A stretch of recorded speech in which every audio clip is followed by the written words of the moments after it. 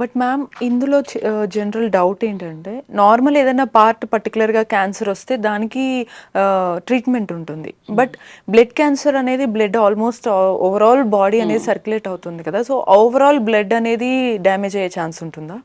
So overall blood cancer అనేది మీరు అన్నట్టు కరెక్టే, బ్లడ్లో ఉంటుంది క్యాన్సర్ కాబట్టి బాడీ మొత్తం వెళ్తుంది అనమాట బ్లడ్. సో ఇట్లాంటి సిచ్యువేషన్లో వీ డోంట్ డూ సర్జరీలు, రేడియేషన్లు అవి చేయమన్నమాట. సో మనం ఏ ట్రీట్మెంట్ ఇచ్చినా కూడా బ్లడ్లోకే ఇవ్వాలి, బ్లడ్ నుంచి బాడీ మొత్తం వెళ్ళాలి ఆ ట్రీట్మెంట్. ఎక్కడ చెడు గణాలు ఉన్నా వాటిని అటాక్ చేయాలి, అవి తగ్గాలి.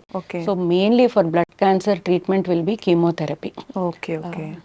సో అంటే ఈ బ్లడ్ని లోపలికి ట్రీట్మెంట్ ఇచ్చి అందులో ఉన్న బ్యాక్టీరియా ఆర్ ఎనీ అదర్ క్యాన్సర్స్ని మొత్తం డిమాలిష్ చేస్తారా, లేకపోతే ఆ బ్లడ్ని ఏమైనా రిమూవ్ చేసే సిచ్యువేషన్స్ ఉంటాయా?